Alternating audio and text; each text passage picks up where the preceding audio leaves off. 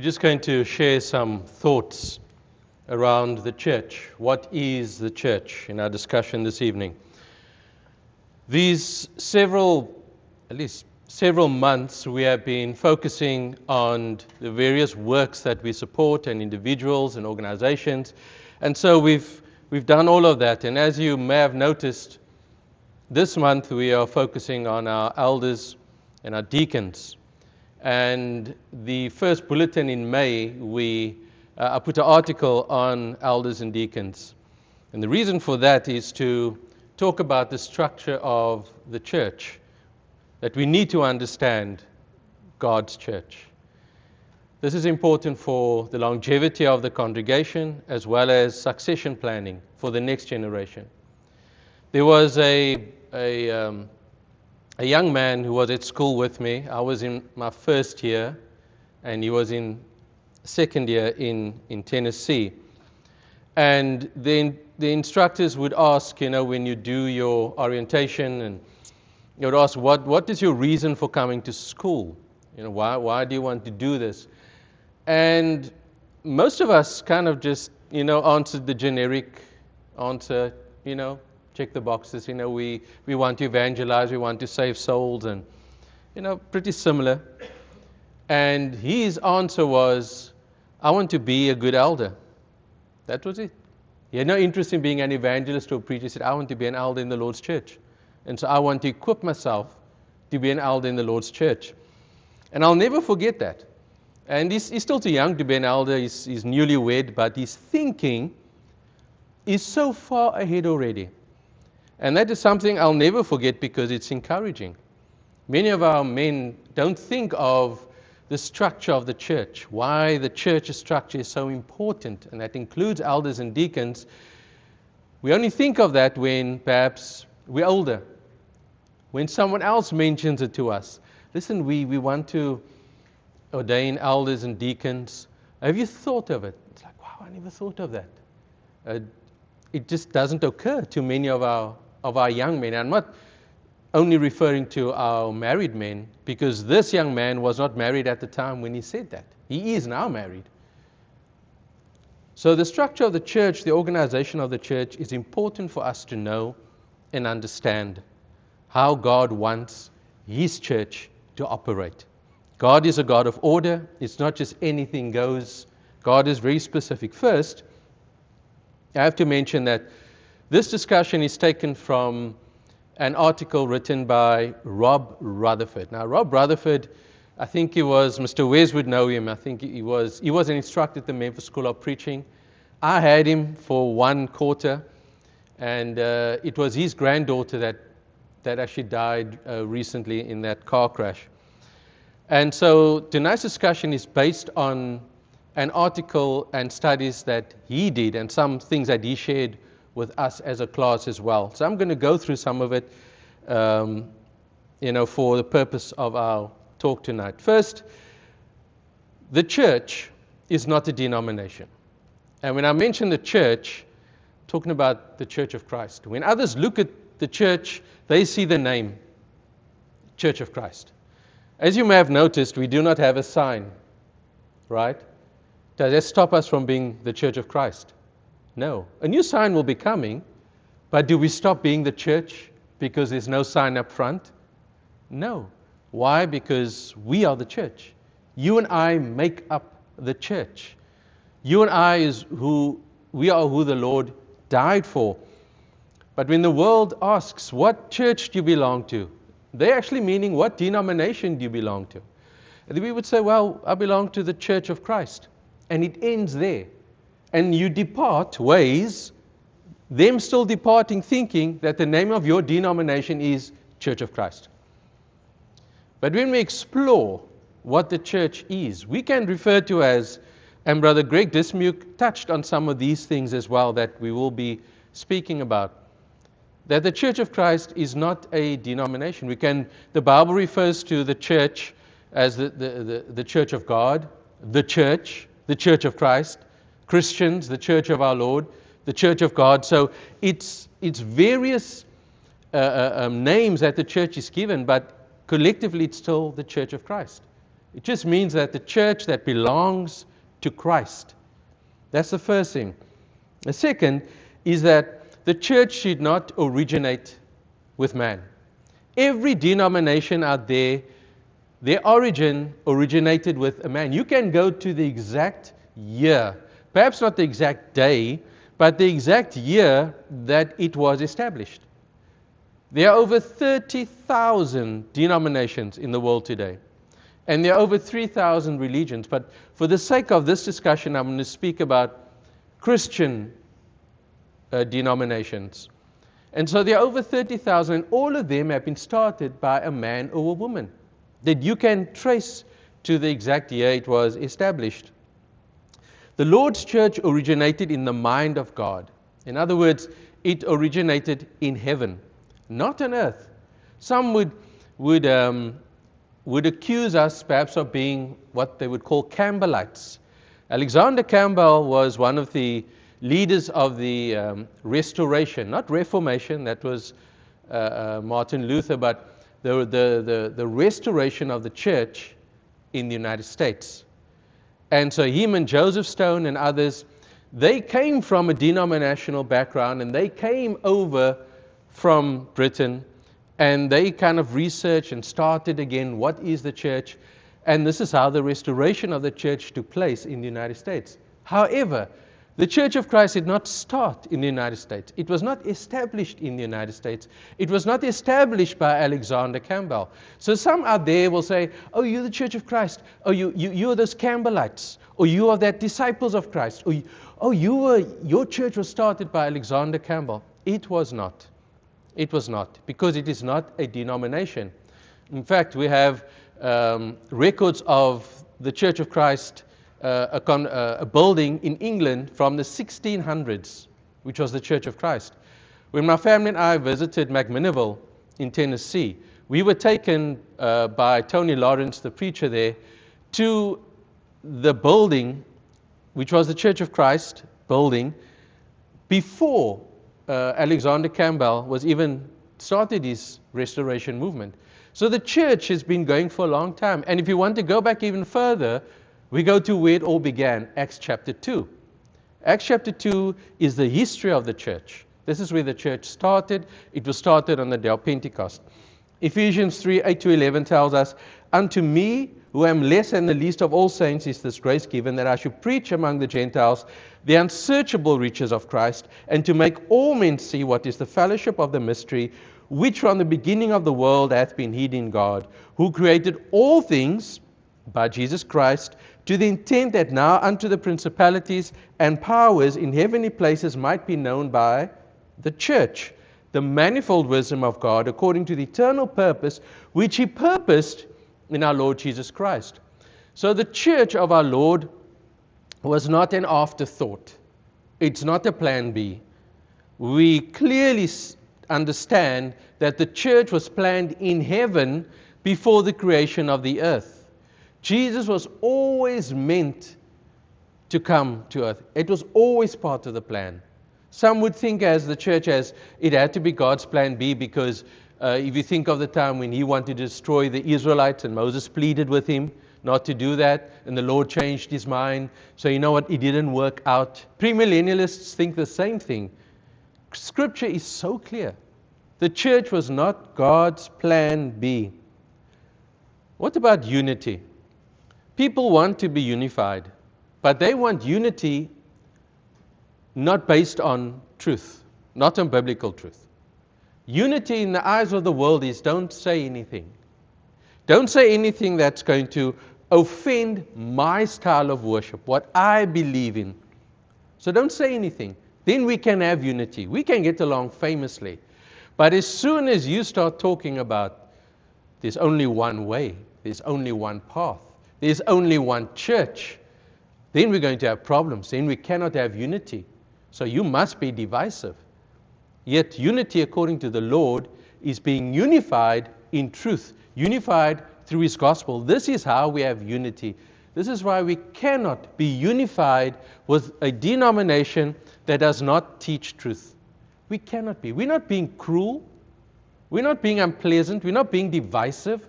We're not being argumentative or confrontational. They may think that we are doing that. So unity happens when we become one through the blood of Jesus Christ. Acts 2:47 tells us that they were added to the church daily, such as those who were being saved. So the Lord adds us to the church. It is not a registration or an application form.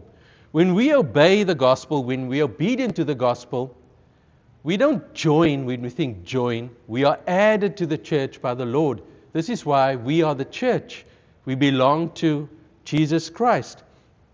So it is not every man does what he wants. Every man can do what he wants. There are many paths to heaven. This is what the world thinks, that there are many paths to heaven. And so every denomination out there has an earthly founder. And the problem with that is that the Lord does not recognize an earthly founder as being his true church. There's no denomination that is mentioned in the Bible. And because the Church of Christ is not a denomination, we cannot claim to say, well, our church is mentioned in the Bible, because the Bible speaks of the church in various terms. Second, it is not joining the church that saves you. There are two types of visitors that come, or two types of people that search when they come to church. They either look for a church to come to, or they're looking for salvation. So many look for a church, but they do not look for salvation. They don't. They're new to the area and they're just looking for a church for their family. They're just looking for a place to come and worship. But they're not looking for salvation. Because as far as they're concerned, coming to church, according to them, is good enough. And so the Church of Christ would then just be another denomination to them. But it's not. John 17:20-21 tells us, neither pray I for these alone, but for them also which shall believe on me through their word, that they all may be one, as thou, Father, art in me, and I in thee, that they also may be one in us, that the world may believe that thou hast sent me. Again, we speak into the authority of Jesus Christ, Hebrews 1:1 and 2.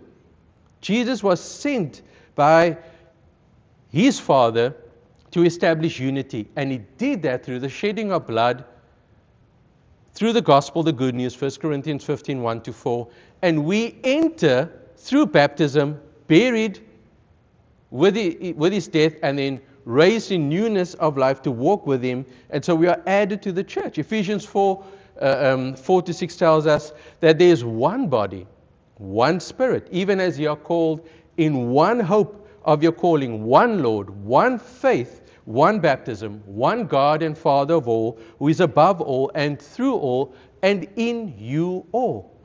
So there is one, there are not multiples of. And this is what the world does not understand, because men are thinking, you know what? I don't get along with this pastor anymore. I'm going to start my own church. This is what they do.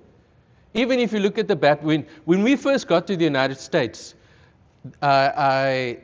being in Tennessee, there was a lot of Baptist churches, and then there would be First Baptist, Second Baptist, Third Baptist.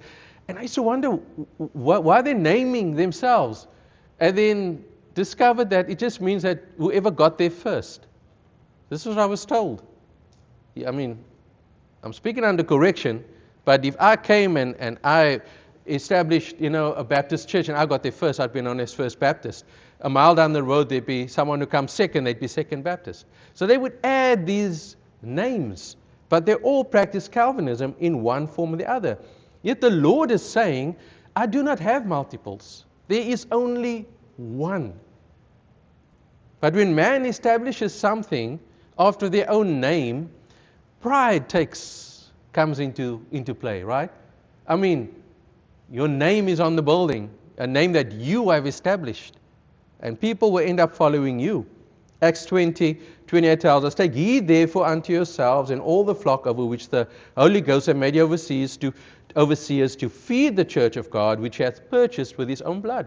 There we start already with the governance of the church. The elders serve a very important role, and they are to oversee the flock. Whose flock is this? It doesn't belong to the elders, but the elders have a responsibility to oversee the flock that belongs to who? To God. Why? Because he had purchased it with his own blood. So the elders have a tremendous responsibility. That is a weight on their shoulders. And this morning, Brother Jerome prayed for our elders, because we're not in that position, and they will be held to a higher standard. And so we pray for them, and we constantly encourage them, because they do not get paid for their services, and they can at any time say, you know what, I can't deal with this pressure. Then what happens then? Then we have one structure of church governance taken away, which is not healthy. And so we need to keep church governance. So those of us who are younger, we need to start thinking ahead. We need to start thinking about working toward being elders. It is not out of your reach. If you're a man here, a married man, and you have children, and it is your desire, and you meet the qualifications, then it is something that you should be considering and work toward. And of course, your wives. An elder and deacon's wife can disqualify them, because there's a requirement for their wives as well. The point I'm making here is the Lord has a specific way in how He wants the church to run and to be run. And we have to adhere to that. So church structure is so important. This is why we're talking about the church and establishment of the church, so that we can understand that everything we do is by the authority of God. It is not man-made. Yes, there are certain things we can decide ourselves. There are some congregations that would start their Bible studies at 9, others 9:30, others at 10. Some would have a 1:30 afternoon service, some would have a 5 p.m., some would have a 6 p.m., etc., etc. Those things aren't governed in Scripture. But the elders decide that. And we are obligated to adhere to the elders' instruction. Second thing about the church is that the church's foundation is Christ. Christ is the foundation of the church. No man, no philosophy, no wise words, no epiphany, no dream, no vision. Christ is the foundation of the church. 1 Corinthians 3:11 tells us, "For other foundation can no man lay than that is laid, which is Jesus Christ," being the cornerstone of the church. Whenever a building is established, it's never just those bricks are never just established, built randomly in the middle. It starts at the cornerstone.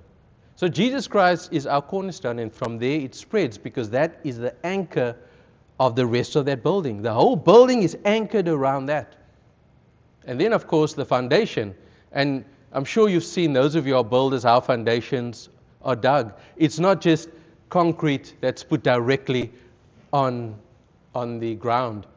There are trenches that are dug in a very certain manner. It's dug until a certain depth, a certain width. And the concrete that is mixed is very specific to support those walls, isn't it? And to support the trusses, to support the roof, whatever structure.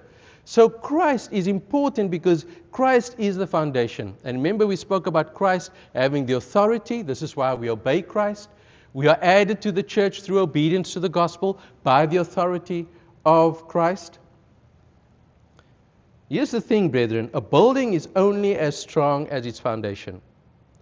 And the same is true of the church. That's why the Lord's church will never fade away. Congregations may close, come and go, but the Lord's church will not fade away. People will come, people will leave. People will remain faithful, others will fade away. Some will pass on. But the Lord's church will never fade. Why? Because Christ is its foundation.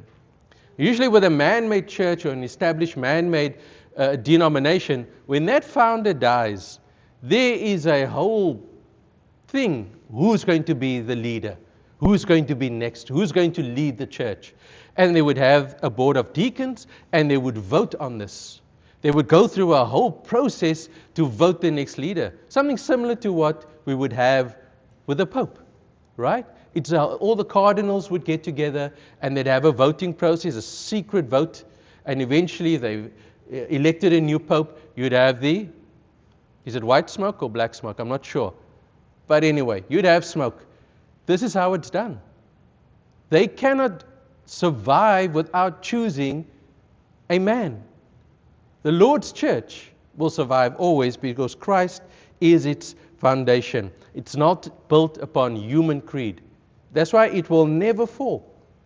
People will come and be faced with truth, and they will either embrace it or they'll leave. But the Lord's church will always stand. In fact, Jesus Christ is the only one that can lay claim to the right of His church. No one else can. Because Jesus established His church. Because Jesus Christ, being the Son of the living God. In Matthew 16:13-19, it says, when Jesus came into the coast of Caesarea Philippi, He asked His disciples, saying, whom do men say that I, the Son of Man, am? And they said, some say that thou art John the Baptist, some Elias, some Jeremiah, or one of the prophets. Verse 15, He says, He said unto them, but whom say ye that I am? And then Simon Peter answered and said, thou art the Christ, the Son of the living God. Simon Bar-Jonah, blessed art thou, Simon Bar-Jonah, Jesus says, for flesh and blood hath not revealed it unto thee, that thou art Peter, and upon this rock I will build my church, and the gates of hell or Hades shall not prevail against it. And I will give unto thee the keys of the kingdom of heaven, and whatsoever thou shalt bind on earth shall be bound in heaven, and whatsoever thou shalt loose on earth shall be loosed in heaven. So the Catholics use this passage to say that Peter was the first pope. Jesus is not anointing Peter here. He is saying that these words that Peter has said, is the foundation of the church. Peter is acknowledging the foundation of the church right here when he says, upon this rock. He's not saying, upon you, Peter, will I build my church. He's not saying that. He's saying that the words that Peter had said, that's the foundation of the Lord's church, which is the church we are in today. Third point, the Bible is our only direction. We don't have we have a church constitution which governs operational issues around building and laws and litigation and insurance, who can come, who cannot come, who's covered, who's not covered. So those are all things which are required for every organization to have. But we do not have a creed or a constitution like the world has, which would say, in order to be a member of the Church of Christ, you have to go through this special process. You need to do a 7-week course, and then you work through this course, and then we will vote on it or anything like that. The Lord's church does not have that. The Bible is our only, I would say, creed. The Bible is our only direction. It is only the Bible that guides and established us. So when Simon said, thou art the Christ, the Son of the living God, that's the Lord's church. That's the foundation. And Simon Peter was acknowledging that. So before Jesus returned into heaven, this is what he told his apostles, go ye therefore and teach all nations, baptizing them in the name of the Father and the Son and the Holy Ghost, and teaching them to observe all things that I've commanded you. And lo, I'm with you always, even unto the end of the world. That's our theme right there. It starts with go ye. Why? Because we growing the Lord's church. This is not about, we have to get members, or we've got a quota, or we've got a target. If someone is ready to obey the gospel, they're ready to obey the gospel. If they're not, they're not. But that's going to be up to them. We have the New Testament. The writings of the Holy Spirit we have in the New Testament. We have it in the Old Testament.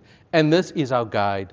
This is our law. This is our standard of authority.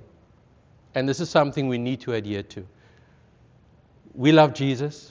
Absolutely. I don't think anyone here will say, well, let me think about that.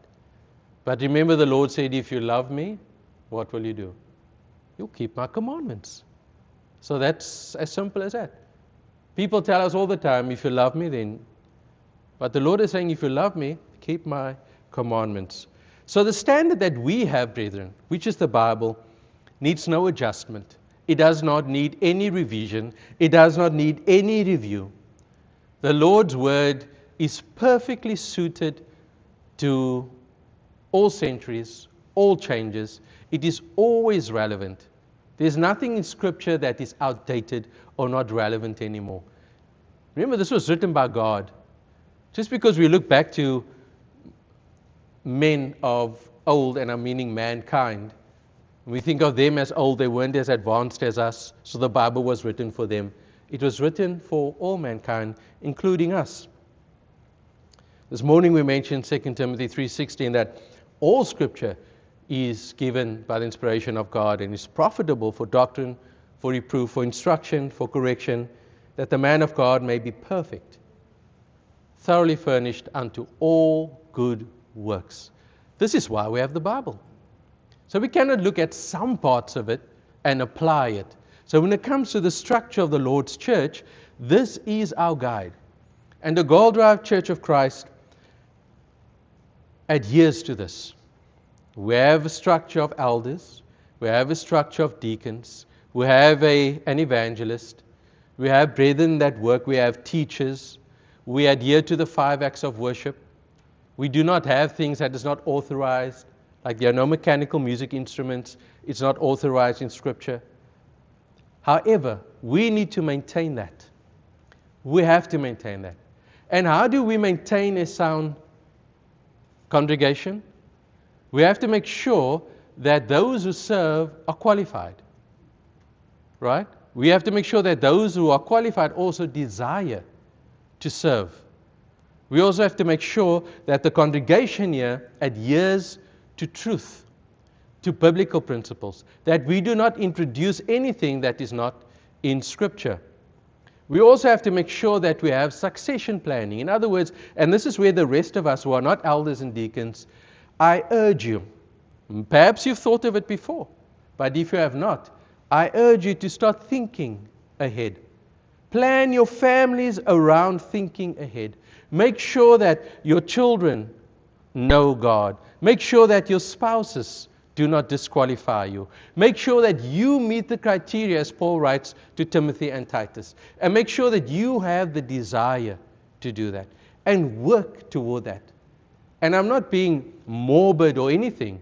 But our elders, we thank God that the Lord has given them physical strength, the mental acumen to do what they're doing, but they're getting older. So what happens then?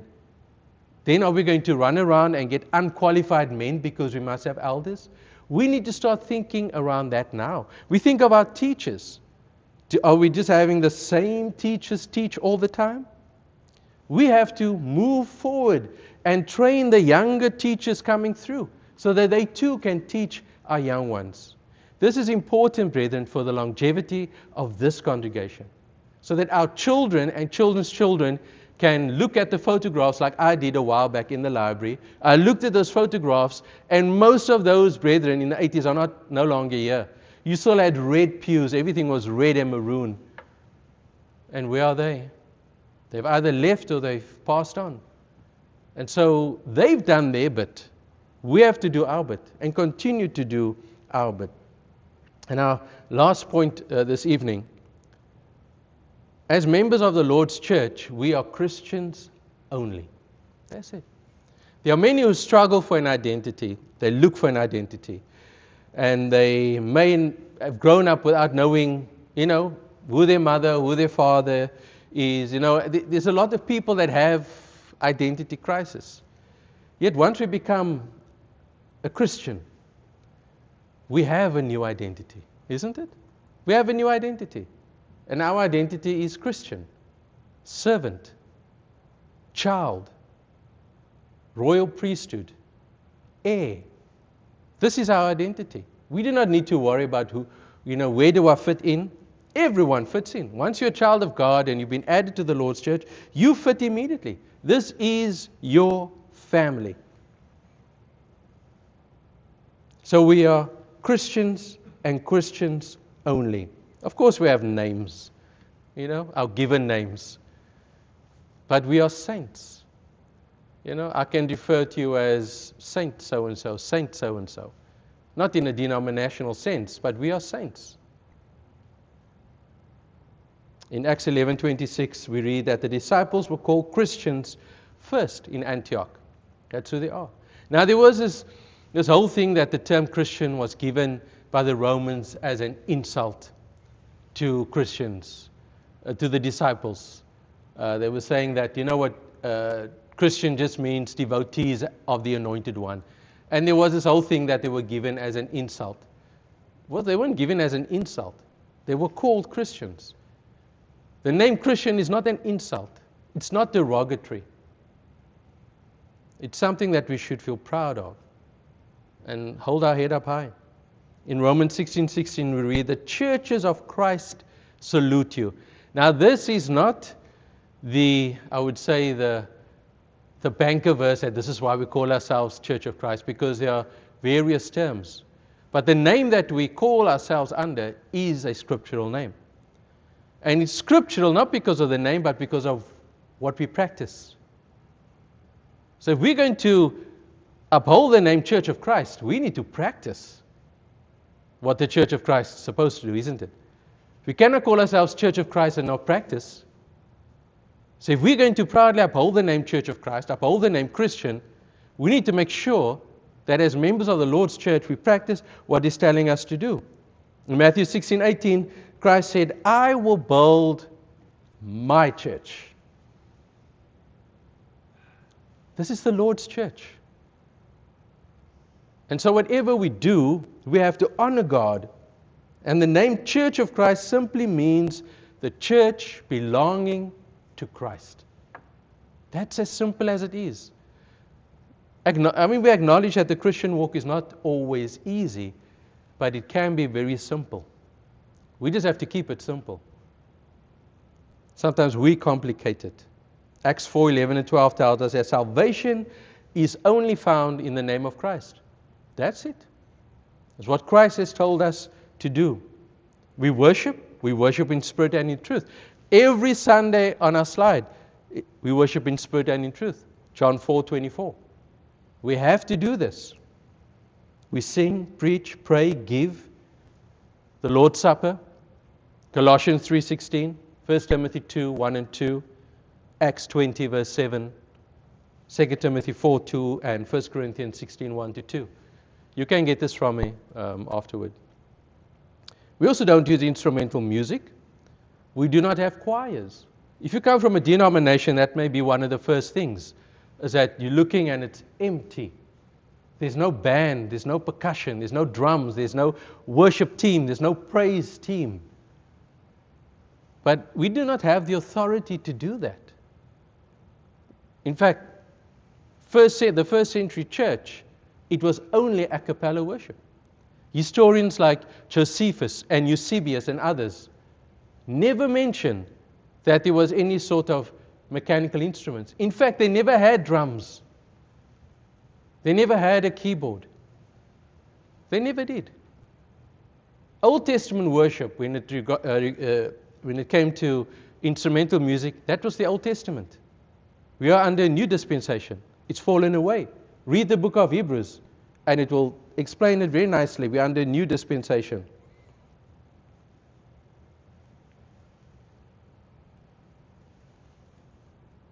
So when it comes to the Lord's church and the structure of the Lord's church, when it comes to deacons, elders, evangelists, the 5 acts of worship, the way we conduct ourselves, we have to adhere to what God says. Now I know this is a back to basics, and I know you know these things. If you're a new Christian, it may be something new to you, I do not know. But these are one of those back to basics sort of discussions. And it's important that we go back to basics to understand why we do what we do. So when others come in, we don't give them a creed book. We take them to Scripture. This is why we do what we do. If you have not obeyed the gospel of Jesus Christ, there's an opportunity to obey the gospel the way the Lord requires us to do that. And that's to hear believe, repent, confess the name Jesus, and be baptized for the remission of our sins, and then walk faithfully the way the Lord requires us to do, and then live faithfully the way God expects us to live. And if you have need for prayer, we'd be happy to take your request. Won't you come as we stand and sing the song of invitation?